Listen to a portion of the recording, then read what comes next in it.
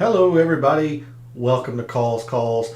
This is the 2023 Byron Nelson Initial Research Show, also known as the K.H. Lee Invitational, as he invites you to finish second. But in all seriousness, we are here moving forward to the Byron Nelson for this week, the week before the PGA Championship. It was a pretty dismal performance for yours truly in terms of the Wells Fargo, but I do have one shout out to give, that is to my friend Dave, who had a top 10 on Wyndham Clark. Did not put the win wager in on him, but did have a top 10, so congratulations, Dave, on your hit. Not as big as it could have been, but a successful wager is still a successful wager. And as always, if you had success, let me know in chat, in the comments, or via social media. I would love to be able to shout out members of the community that have success. So congratulations, Dave. If you have not been following over on Twitter, the results have been seemingly a little bit mediocre, but I have cashed 4 straight lineups for DFS baseball. Most of my suggestions have been pretty solid, especially in terms of who to avoid. Today I was pretty high on the Cardinals, even though they've been struggling. Paul Goldschmidt with his 3 home runs, Nolan Gorman, etc.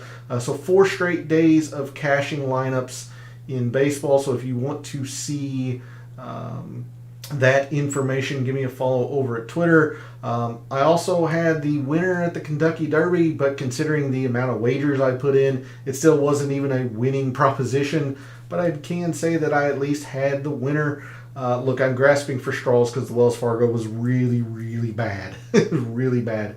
So hopefully we will turn that luck around in McKinney, Texas for the Byron Nelson. So let's get into it. All statistics provided tonight and every night are from FantasyNational.com. It is the best tool out there for your money. It is going to make you a much smarter gambler. It's going to make you a much better DFS player. And you won't have to listen to an idiot like me.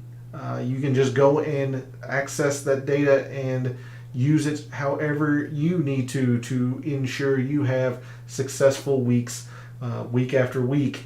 And you can avoid the disasters that I do, like this past week at the Wells Fargo. So go check out FantasyNational.com. It is simply well worth your investment. In the description to the video, there are links to all of my social media. The aforementioned Twitter, where I post my daily baseball content, my 3 up, 3 down, 3 players I think are going to have or provide their value, and 3 that I don't for the daily baseball slate. Twitter is also where I post my betting cards for the week's golf tournament. I did that last Wednesday evening. No successful wagers on my end. Not really any sweats either. My 2 parlays were out, considering one player missed the cut in each of those. I was really high on Morikawa. He failed. I was pretty high on Burns. He failed. Cam Davis made the cut to an uninspiring weekend. So no real sweats for me in that regard. But if you want to see my betting card week after week for PGA, that's over on Twitter.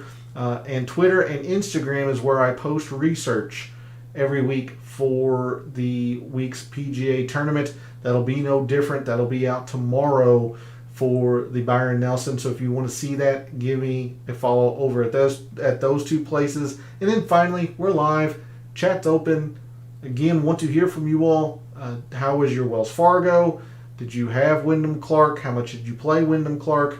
How was your DFS? Did you bet the Kentucky Derby? Did you have Mage? Did you hit the exacta, the trifecta? All of those wonderful things. How was your weekend in general? And what are you looking forward to for the K.H. Lee Invitational? Who do you think finishes second to him this year? All of those pressing questions that we're going to try and figure out starting tonight. So let's do our initial research for the 2023 Byron Nelson. And we're going to start, as we always do on a Sunday evening, over at the GCSA Tournament Fact Sheet. As I mentioned in the intro, we are in McKinney, Texas. And for somebody who is a geography guy, It's escaping me. I believe McKinney, Texas is near the Dallas-Fort Worth area, but don't quote me on that. But what I can tell you is we are at TPC Craig Ranch, and this course has hosted the Byron Nelson the past 2 years, and both years were won by K.H. Lee. Hence the slightly joking reference to this being the K.H. Lee Invitational. But TPC Craig Ranch has been on the PGA Tour for a couple years now. This will be the third edition here at the course. TPC Craig Ranch is a long par 71, so this is the third straight week where we are going to be looking at some long course metrics. You see, at least on the fact sheet, it is listed at just over 7,400 yards, but it is a par 71, so indeed a long golf course. Stimp meter is at 11.5. That's generally about average on the PGA Tour. So we'll see in Fantasy National later if indeed they are rated as average speed greens. But speaking of these greens, it is the first tournament of the PGA Tour season other than the Masters that we are on bent grass. So we are going to start occasionally moving into the bent grass portion of the schedule. So we are on bent grass greens, zoysia in the fairways, Bermuda in the rough. The rough is not generally kept tall, so not difficult to play out of in that regard. Nothing to do with Architect either. Several courses on the PGA Tour are designs or redesigns by Tom Weiskopf. I almost said Tim, I think. Tom Weiskopf. So nothing to do with Architect in terms of Fantasy National, but Tom Weiskopf does have quite a few courses on the PGA Tour, so if you want to look into that, feel free to do so. That probably would not be a bad idea. The greens here at TPC Craig Ranch are very large, almost 6,800 square feet. A lot of fairway and a lot of rough. Only 4 water hazards, but they encompass 13 holes here at TPC Craig Ranch. The biggest thing that you are going to need to have in the forefront of your mind as we move forward this week, there is one thing that TPC Craig Ranch has been both years that is very, very easy. Very, very easy. So we are going to be looking at some long course metrics, and we are definitely going to be looking at easy round and easy tournament metrics, as K.H. Lee's winning scores have been minus 25 and minus 26 the first 2 years. You can see with the amount of holes with water in play, the note here, the creek crosses 14 of the 18 holes. A cool and dry spring has led to many issues with the grass breaking dormancy. Turf density will not be what it is in past years. Again, I'm not an agronomist, so it might play a little bit differently, but I am still very confident that it is going to be very easy. Again, a whole lot of fairway. The greens are very large, so it's generally been a very, very easy tournament. But there's a look at TPC Craig Ranch from a GCSIA tournament fact sheet standpoint. Let's go ahead and move over to Fantasy National. And we covered a little bit of this on the Friday Night Chill stream, which thanks to everyone who tuned in Friday night. It was nice to get back into what is hopefully at least a semi-regular Friday night stream. My Fridays in the summer are pretty busy, but hopefully we'll be able to make that regular, or at least semi-regularly. We covered this a little bit on the Friday Night Chill stream, but a few bigger names are here this week, including Scotty Scheffler, Jordan Spieth, Jason Day, Terrell Hatton. A little bit further down, Hideki. A little bit interesting, although I still have my doubts considering he withdrew early in the week from the Wells Fargo citing an injury. So to see him be in the field the very next week with a major next week, I would not be surprised if he ends up removing himself from the tournament this week. But the reason why I'm going through this, there have already been 5 field changes, or 5 players who have dropped out this week from the Byron Nelson.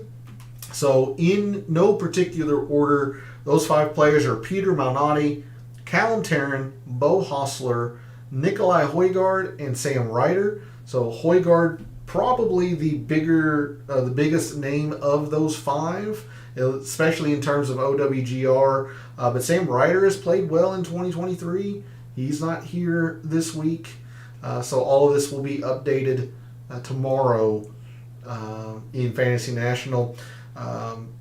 Let's see. Trying to think of look at some other names here. Tom Kim, Siwoo Kim.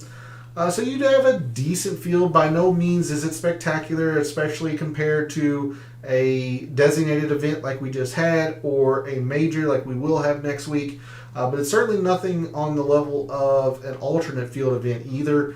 You do have a few of the bigger names here.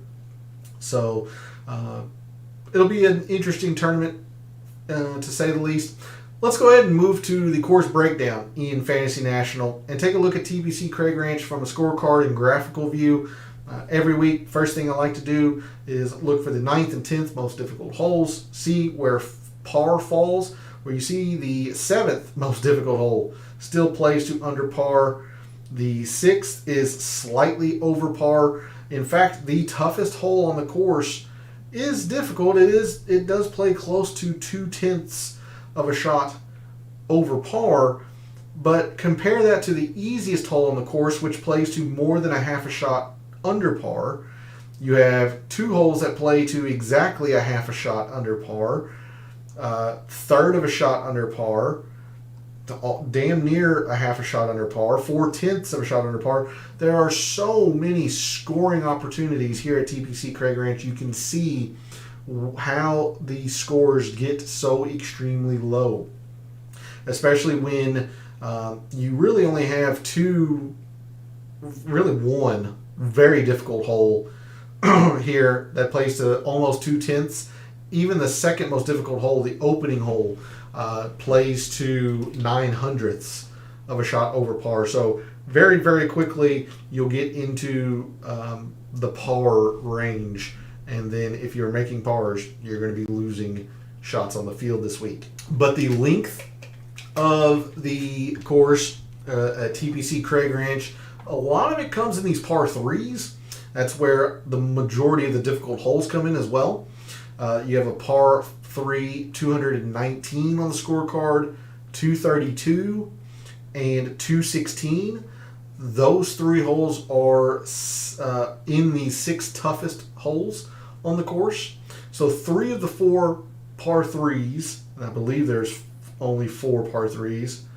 1, 2, 3, 4. Yeah, so only 4 par 3s. And then even the par 3 17th, it plays to a little bit under par, but it's very, very short at 147. So that's where the length of TPC Craig Ranch comes in. 3 of the 4 par 3s, pretty darn long. And then the par 5s, 569, 564, 552, generally pretty average, maybe slightly on the longer end in terms of PGA Tour standards. Moving to some graphical views of TPC Craig Ranch. Your average strokes gained by shot type, you can see this is a ball striking course. Again, look at the heavy preference of strokes gained approach for your players that finish inside the top 10. If we move to the top 5s, again, approach is running away from the other shot types, especially in terms of putting. Now, off the tee, hovering around the 0.6 mark. It gains just slightly from the top 10s, but not all that much. Around the green has still not been a factor. It is really in the strokes gained approach, and then both years KH Lee has won. You can see The strokes gained approach up near 1.7. Now he has been a little bit better around the green in the top 5s and the top 10s, but it is still all in the strokes gained approach. He hasn't been as good off the tee, but KH Lee really isn't an off the tee type player, so a lot of focus in strokes gained approach this week. I'll work backwards, or winner to top 10s. KH Lee has dominated the par 5s here. You can see that in this graph. The par 3s, not so much. Par 4s are actually pretty mitigated for KH Lee in that regard as well. Top 5s, more of the same. And then the top 10s, par 4s are generally a little bit more important than what they were for the top 5s and KH Lee. Although the consistent thing that I want you to focus on is that these par 3s really aren't that big of a deal. Maybe we'll look at some par 3s that are over 200 yards, but for top 10s, 5s, and KH Lee, it really weren't all that much, or didn't provide a whole lot in strokes gained in that regard. Moving to hole composition, you have 4 par 3s, 1 very short, as we discussed, the 147-yard par 3, 2 long par 3s that measure over 200, and 1 par 3 that measures over 225. Your par 4s are most heavily concentrated in the 450 to 5 range, so we'll see throughout the week if that is the range we want to focus on. But you do have a drivable par 4. You have a short par 4 from 350 to 4, 2 from 400 to 450, and then the aforementioned 5 from 450 to 5. So 5, 7, 8, 9 par 4s. And that's probably why the par 4s are getting a little bit mitigated, because you still have your full allotment of 4 par 3s and 4 par 5s here at TPC Craig Ranch. You just have 1 less par 4. Now the par 5s, you have 1 that's pretty short from 500 to 550, 3 par 5s from 550 to 6. Approach shot distribution. Very, very clearly a huge percentage of your approach shots come from 200 plus. That is, in combination with the fact that all of these par 5s are attackable, and with the bevy of 450 to 500 yard par 4s and the 1 extremely long par 4, you're going to get the majority of your approach shots coming from 200 plus. So as we do every week, especially in the data dive, we'll see if 200 plus proximity in fact leads to upper end success.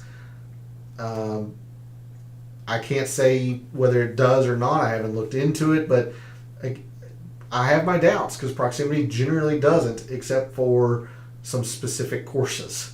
But 1/3 of your approach shots do come from 200 plus, so we'll see throughout the week if that is a range of approach shot we want to focus on.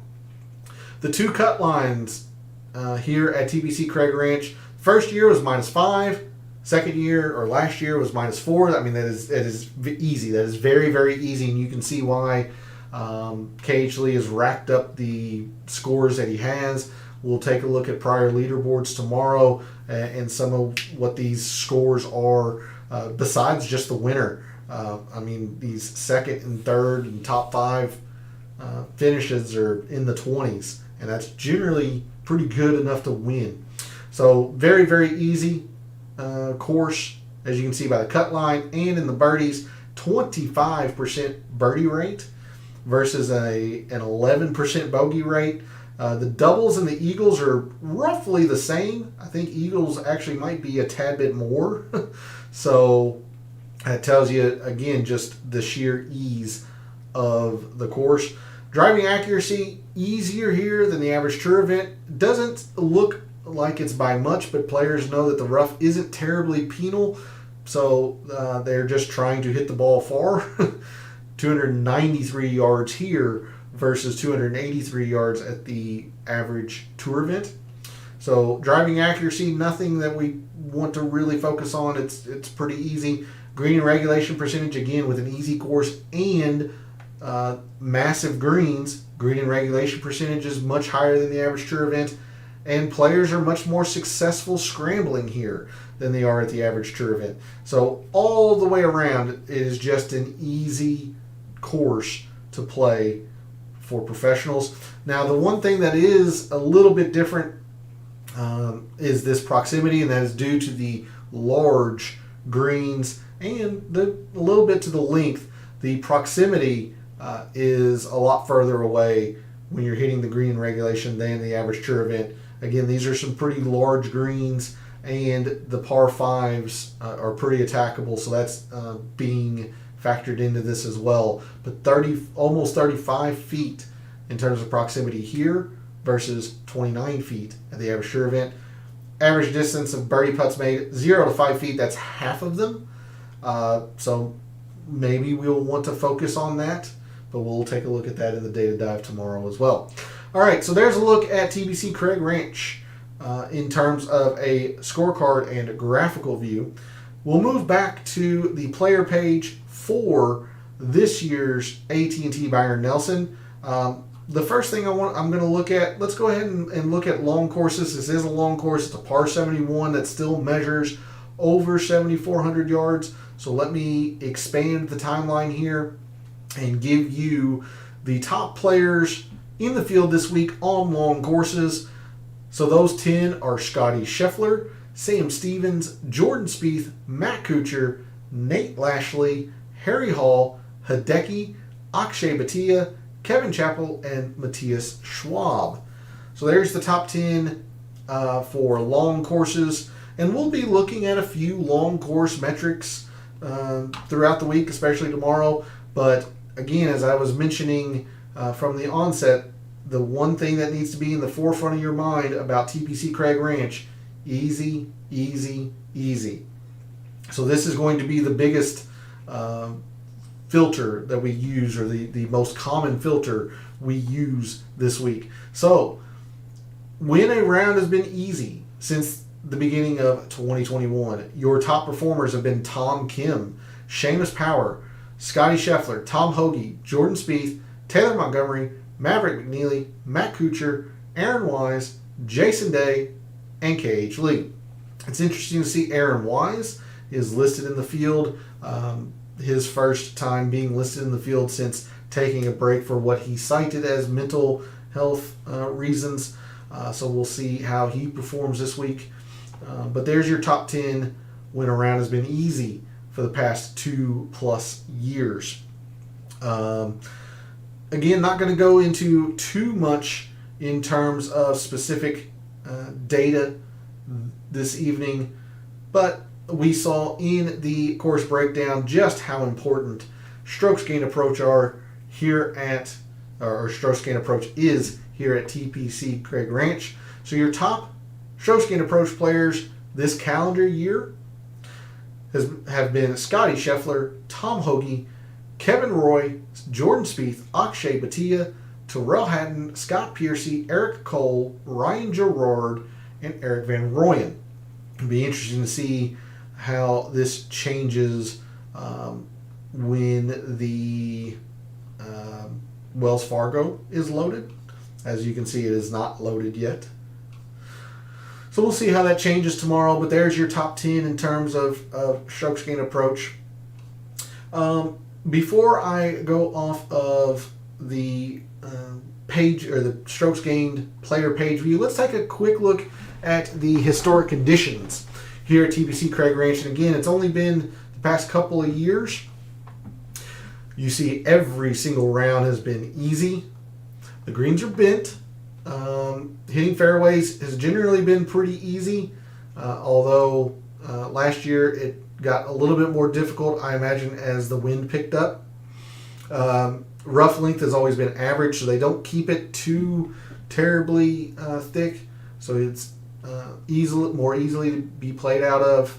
That's why you don't really want to concern yourself with fairway finders this week. It's a long course. You're going to need to have some distance. Now, what is interesting, and the main reason I came over here to the tournament conditions, or historic tournament conditions, in the GCSA tournament fact sheet, It listed the stimp at 11.5. That would usually be average. You see, last year was measured to fast. So with only 2 years and one or an even split between average and fast speed greens, instead what we're going to have to do, we'll just have to look at all bent green performance. So since the beginning of 2021, your top putters on bent greens, no specific speed, just flat out bent green putters, have been Christian Bezadenhout, Justin Lauer, Maverick McNeely, Saying You'll Know, Austin Cook, Adam Schenk, Mackenzie Hughes, Seamus Power, Scott Stallings, Hank Lebioda, and Mark Hubbard. Skipping Bo Hostler, he has withdrawn already this week. So that's why I wanted to look at the historic conditions, get a sense for the speed of the greens. Not sure we're going to be able to do too much in terms of a green speed filter. We just probably going to have to be looking at bent greens. We might, we could try maybe looking at just average and fast, because if you include lightning, those are, places like Jack's Place, the Memorial. Gosh dang, what the course just escaped me. Muirfield. Oh my goodness. The Masters, and I can pretty much guarantee that these greens won't be lightning speed. I can't say that they will be Velcro either. So if you are indeed interested in seeing the two speeds that the greens have played in the 2 years, your best bent green putters on specifically average and fast bent greens: Christian Bezadenhout, Justin Lauer, Maverick McNeely, Saying You'll Know, Adam Schenk, Mackenzie Hughes, Scott Stallings, Austin Cook, Seamus Power, Hank Lebioda. That's the top 10. Again, skipping Bo Hostler. So a whole lot of the same names. Mark Hubbard was in there for all of bent. He drops a little bit when you remove Velcro and lightning. I believe Hank Lebioda rises, Eric Cole rises, but I believe the first 8 or so are pretty darn, or they're the same names. It might be in different order, but very, very similar list. Okay, we'll remove that. The only other thing that I want to show you all in Fantasy National this evening in terms of specific data, let's go ahead and look at the par 5s, just because they are such an extremely important part of TPC Craig Ranch. That's what KH Lee has dominated the first 2 years of his wins here. So your top par 5 performers in the field this week, top par 5 performers this calendar year in the field this week: Scotty Scheffler, Kevin Chappell, Jordan Spieth, Nate Lashley, Matt Kuchar, Dylan Wu, Patton Desire, Sam Stevens, Terrell Hatton, and Chris Stroud. Again, skipping Bo Hostler, he is withdrawn. All right, normally this is where we go to the tournament history tab, but we're not going to do that this evening, as if we were to sort on the strokes gained total, we would get 2019, 2018, and 2017 when the AT&T Byron Nelson was played at Trinity Forest. And we clearly just want to see the 2 years that it's been at TPC Craig Ranch. Jordan Spieth would not be the top strokes gained total player, considering we've had one winner in 2 years, the same guy. So not going to do anything in terms of the tournament history tab specifically at Fantasy National. What I have done, and we'll go to Microsoft Excel, what I have done is what I always do, and have brought that over to Microsoft Excel and looked at performance specifically at TPC Craig Ranch. And I think we'll end off the show with that as we normally do. So let's take a look at TPC Craig Ranch and the Byron Nelson in terms of comparing against other courses. You see off the tee, exactly the same as the average full field course, so no benefit For or against players with off the tee, you see approach 10% more important. Even the around the green is saying that it has been a little bit more important than the average full field course, at least for the players in the top 30. Now, KH Lee is more of a short game type player, so I'm sure he is helping in that regard. But I have some reservations about around the green really being more important here. But what I can tell you is that I agree with these three. Off the tee, it's a little surprising to even see it be average in terms of a full field course. I would have thought it would have been negative, but approach, very, very important here. And if a course is easy, whoever's making putts is going to be winning. So definitely going to be wanting to look at approach and putting this week. A little bit surprising in my eyes that distance isn't really a big factor here. Almost 50% less important than the average full field course. Again, I would have thought that it would have been more important, considering this is a long course.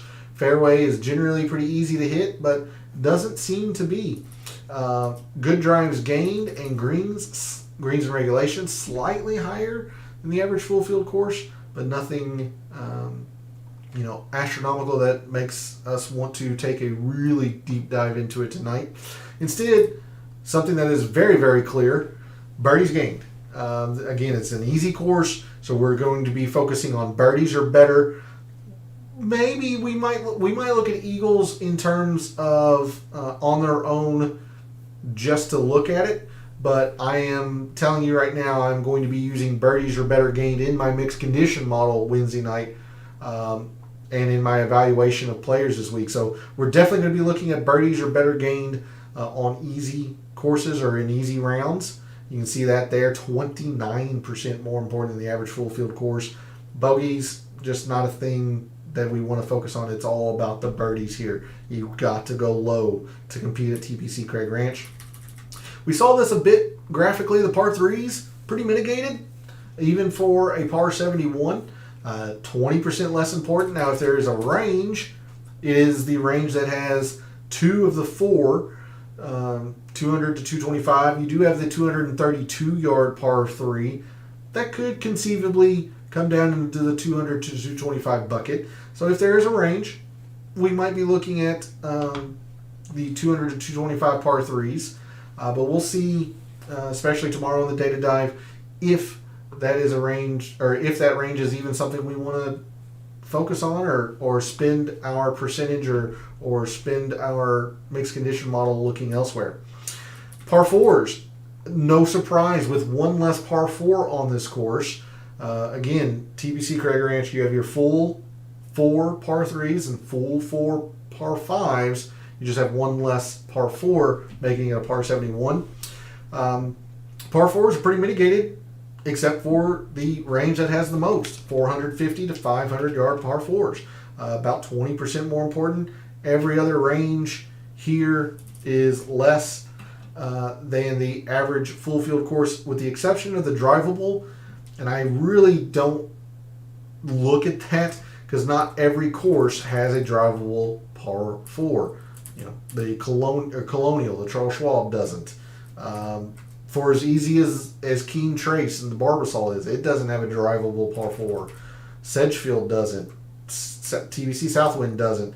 Others don't. So I don't generally like to look at 0 to 350 because it doesn't apply to every single course. Every single course does have a 450 to 5 par 4. So we're going to be looking at that pretty heavily tomorrow.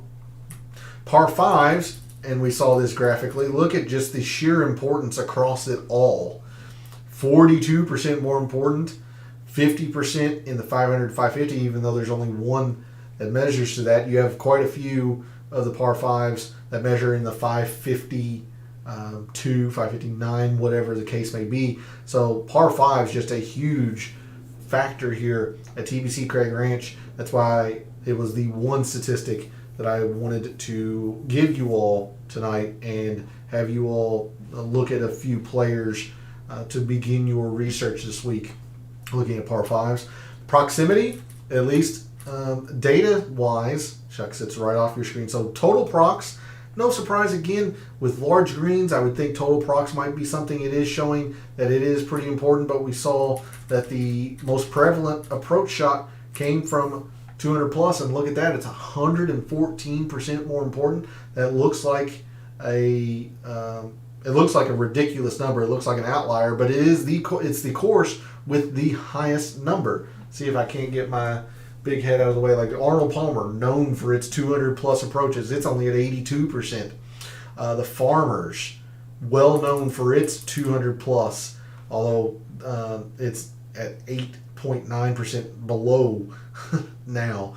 I think this year was a big outlier. Let's see other places that have huge numbers in these 200 pluses. Muirfield, a long, difficult course. So you can see the importance, at least what the data is showing for these 200 plus approaches. So I'll be very intrigued to go into the historic leaderboards tomorrow night and see what we can discover there. Lastly, we saw that there was a whole lot of birdie putts from 0 to 5 feet. You can see it's not really all that much, but other ranges here are.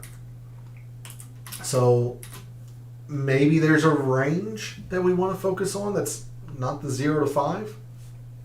Again, might want to look at that tomorrow. But there's a look at TPC Craig Ranch in relation to other courses. I'm going to save the detail for tomorrow when we start really going into a whole lot of data. Instead, let's go ahead and move to the early look file, or what I call the early look file. This is, again, that strokes gained total tab or the tournament history tab from Fantasy National brought to Microsoft Excel. This is performance is specifically at TPC Craig Ranch. So you can see KH Lee, 2 events. He's got an average finish of first. It's pretty difficult to beat. Don't think anyone's going to beat that. Jordan Spieth played well here. Seamus Power, Scott Stallings, Matt Kuchar. All 5 of those guys, including KH Lee, the winner, has played both years and averaged the top 20. So what I'm going to do, I'm going to filter out the players who have only played it one of the 2 years. I want to see the guys who have played it both years, what they have been doing well, and see if that gives us some insight moving into tomorrow when the the odds boards come out. See if that gives us a lean on who we might want to focus on. So we'll go down to the players who have averaged a top 35. Just a rough number here. It's only 12 players, but it should give us an idea, at least the players who have played both years and played it well, what they've been doing well. So off the tee here, a 1.1, but not really a whole lot of high numbers. In fact, Mark Hubbard has not been very good off the tee here. Scheffler is a 2.5, but that's kind of his game. No real surprise with Ryan Palmer, a Texas native. He knows how to play Texas courses. I imagine the wind will probably pick up. We'll look at that tomorrow as well. So probably has something to do with that. Hideki, pretty darn good off the tee. Good ball striker in general. Jordan Spieth. I mean, even KH Lee, who's not an off-the-tee player, has been pretty good off the tee here. But you can see that just the heavy density of green in the strokes gained approach. This is a 2.5 versus the 1.1 from off the tee. Around the green, a little bit higher than I was expecting. That might explain the higher percentage of around strokes gained around the green at TPC Craig Ranch versus other full field courses. Really only have one player that's been very bad around the green. That's Hideki. This is a 1.1, just like off the tee. And then putting, even though you don't have the heavy density of green, you can see these numbers are really darn high. In fact, only one player is negative in terms of strokes gained putting in the 2, if they've played both years at TPC Craig Ranch. This is a 2.2. So much more consistent success in the putting. You just have the extreme dominance of the strokes gained approach here. 2.5 in approach, 2.2 in putting. Both are going to be very, very, very important. All right, moving into some driving statistics. Again, I was surprised to see that distance wasn't a big thing, but look at the players that have played both years and played it well. Distance isn't really a big thing. You have Joseph Bramlett, but that's what he does. He is a big hitter of the golf ball. But Matt Kuchar, Seamus Power, even KH Lee, your champion both years, negative in terms of distance. Hubbard. So distance isn't really necessary like I thought it was going to be.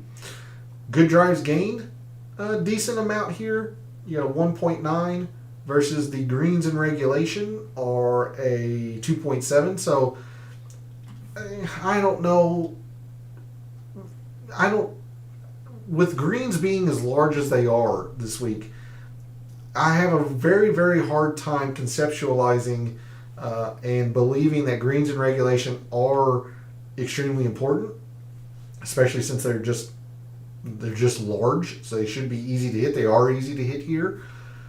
Perhaps instead we might want to look at greens on long courses. That might be something that that could explain the seeming importance in greens in regulation. Again, just kind of spitballing that, but that is what my first thought is as to seeing the relative importance of greens in regulation. Might be something we want to investigate tomorrow. Looking into scoring, not a whole lot in the Eagles. Like I said, we might look at it alone tomorrow for players that might really stand out. But I'm just going to be looking at birdies or better. And you can see just the sheer overwhelming density of green. Your champion, much more in the birdies. Jordan Spieth, much more in the birdies. Now, Seamus Power has been more of a bogey avoider. But you've got these two, 3, 4, 5, 6, 7. 7 of the 12 players that have averaged top 35 both years at TPC Craig Ranch are pretty significantly favoring the birdies by more than 3 shots on almost all of these. The only one that's not is Ryan Palmer, and he's 2.5. So 8.1 to 5. That's a 3-shot, preference in the birdies or better performance in birdies. 3-shot from Spieth, 4.5 from Stallings, 4.5 from Hideki. Whereas the bogey avoiders, they are much more evenly split, except for Seamus Power. He's in the 3.5 or so range for bogey avoidance, but Matt Kuchar, 1.5 preference in bogeys or better performance. Joseph Bramlett's 1.5. Bryce Garnett's 2.5.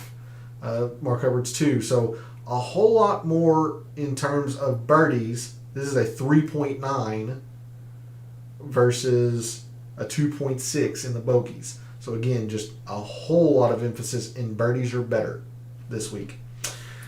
Moving to par 3s, again, these numbers just aren't that big. 2.3, 3.3 looks like it's the largest. If there is a range, it pretty clearly looks like the 200 to 250 like we have seen both graphically and in the data. That's a 0.6, a 0.4, a 0.3. Yeah, so if there is a range, it looks like it's the 200 to 250, but these numbers just aren't that big. They're not huge factors in terms of success here. I mean, you see, KH Lee has played all the par 3s good. He's played them well, but he's not been standout at them. Par 4s, the most important range has been this one, the 400 to 450. This is a 1.2. Again, not extremely strong. This is a 1.4. So in fact, for the players that have played the TPC Craig Ranch both years, 400 450 has been more indicative for higher end success. Not by much, but a little bit. 1.4 here, 1.2 in the 400 450. I still think it's 450 to 5 if there's a specific range of par 4s. But again, these numbers just aren't that big. They're not high numbers when compared against other courses and other par 4 metrics. Now KH Lee 7.1, it's pretty good. And you have to play the par 4 as well, but it's not something that you have to put a whole lot of emphasis in. It doesn't appear. This is a 3.4 par 4s. I forget what the par 3s were. A 1.5, and the par 5s, I know it's off your screen, but the par 5s are a 2.1. That's a pretty high number for the par 5s. And you see the two players that have really played this course the best, they are heads and tails above everybody else in par 5 performance. Doing it in the different ranges, granted, but they are dominating the par 5s. And then for proximity, okay. So you got a couple of players that are pretty bad in total procs, or have been, that have played TPC Craig Ranch well. Okay, so 125 to 150, really only one player's negative, and it's slightly negative. Something to maybe make a note of. I'll definitely be looking into that a little bit tomorrow before the Data Dive show. 200 plus, pretty big number, but you still have a couple players that aren't, that have been really bad. Kuchar, Garnett, really bad at that range. This is why I like to do this and look at the prior course performances from the players who have played the best. It's hard to argue with the fact that 125 to 150 has had some consistent, sustained success. All right, a little bit of a shorter show with only 2 years of data. Not a whole lot to get into, and going to save a lot of that for tomorrow, but I will bring back everybody in the field this week who has played at TPC Craig Ranch in at least one of the 2 years. And that's going to do it for the initial research show. Thanks to everyone who tuned in, watched, listened, who supports the channel by liking the videos, commenting, subscribing. I always appreciate it. In the comments, let me know how your Wells Fargo went. I hope it was much, much better than mine. Did you have a successful Kentucky Derby wagering? And what are you looking for forward to in terms of players or storylines or types of players for TPC Craig Ranch and the AT&T Byron Nelson? Reminder that don't forget to check out my daily baseball content. I do that over at Twitter. It's been 4 successful days in a row, so I'm sure I'm due for a loss here soon. But have been riding high on baseball a little bit lately. So if you want to catch the hot hand, give me a follow over at Twitter. I post that every day.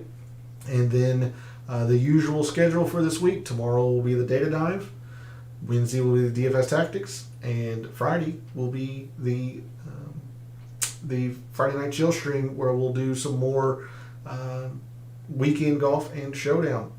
So thanks again for tuning in. Always appreciated. For all of the wagers you made this past week at the Wells Fargo, for all of the DFS contests you entered this past week at the Wells Fargo, and until I see you tomorrow night for the Data Dive show, may all your bets be profitable.